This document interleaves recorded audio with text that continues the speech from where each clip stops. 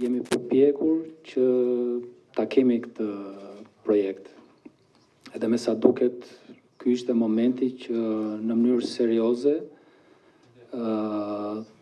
Komisioni Qendror i Zgjedhjeve në bashkëpunim dhe në mbështetje me Bashkimin Evropian, Këshillin e Evropës, por edhe me partnerë të tjerë, të punoj për një çështje kaq të rëndësishme sikurse është trajnimi i administratës zgjedhore. E kemi vuajtur shumë në fakt prej vitesh faktin që administrata zgjedhore në Shqipëri te çdo përpjekje të bërë edhe në mënyrë institucionale asnjëherë nuk i ka përmbushur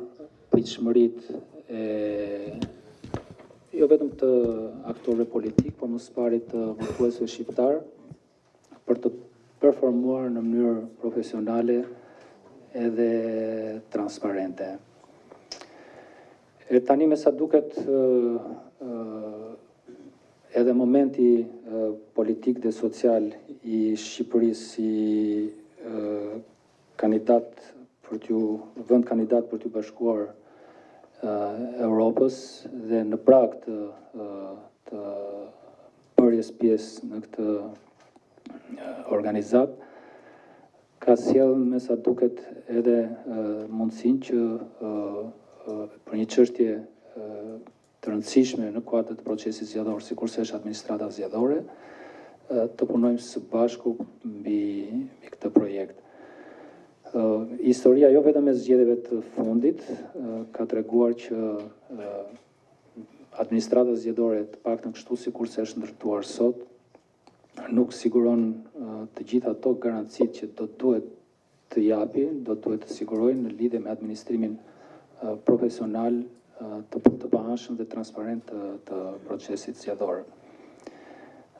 Dominimi vetëm nga partitë politike i administrimit të zgjedhjeve në Shqipëri, të administrimit të zgjedhjeve në Shqipëri, ka krijuar atë handicapin e vet në lidhje me standardin të paktën profesional të administrimit të zgjedhjeve. Ndaj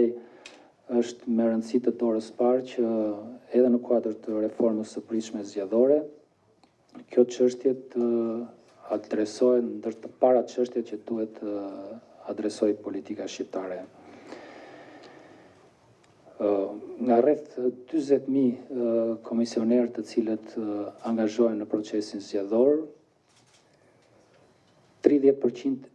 e tyre, vetëm 30% e tyre janë trajnuar nga Komisioni Qendror i Zgjedhjeve. Pak a shumë është e njëjta shifër në të gjitha edicionet zgjedhore që ne kemi zhvilluar, dhe nga ana tjetër, më shumë se 40% e administratës zgjedhore, përfshirë atë të nivelit të dytë dhe të tretë, pra të KZAZ-s dhe të Komisionit të Qendrës Votimit, ndryshohen. Dhe një pjesë e madhe e tyre edhe një ditë ose 2 ditë përpara datës zgjedhjeve. Shto këtu dhe faktin që edhe ata të cilët mbeten në detyrë nuk marrin trajnimin e dur, me siguri që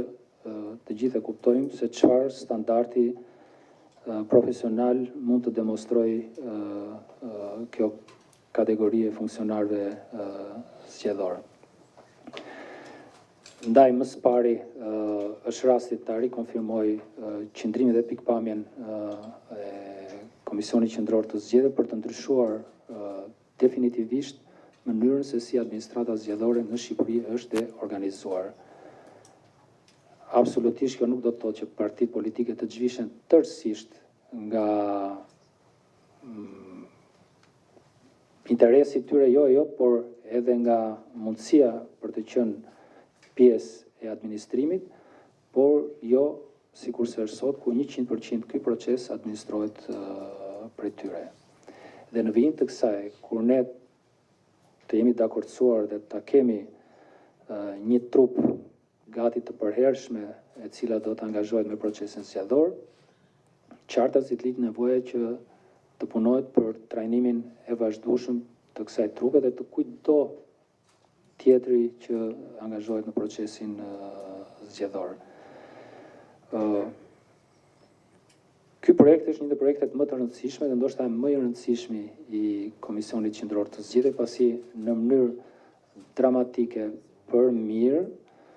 edhe pse duke sikur ka një kontradikt në këto dy terma,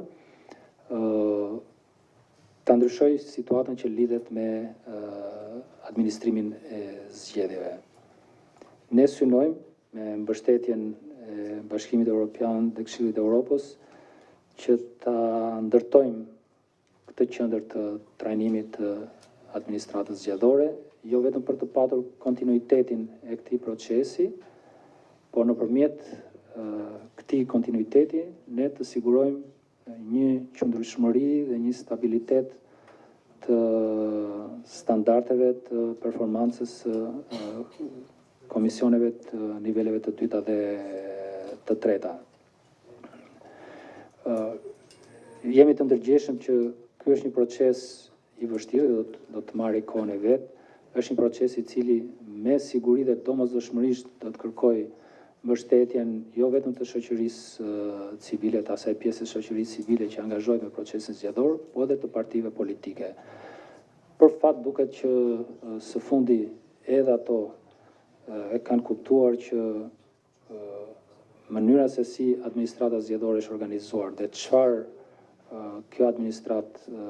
jep, ashtu sikur se është organizuar dhe si trajnohet, ka nevojë të ndryshohet dhe i mbështesin të paktën nga ajo çfarë ne kemi konstatuar përpjekjet e Komisionit Qendror të Zgjedhjeve, por edhe partnerëve të KQZ-s për të shkuar në këtë drejtim. Do të jetë një ndryshim thelbësor, themelor në atë se si zgjedhjet mund të administrohen në të ardhmen. Ndaj kam gjithë kënaqësinë që në emër të Komisionit Qendror të Zgjedhjeve të shpreh falënderimet e sinqerta për Bashkimin Evropian dhe për Këshillin e Evropës, të cilët ju përgjigjen kësaj iniciative të Komisionit Qendror të Zgjedhjeve. Faleminderit.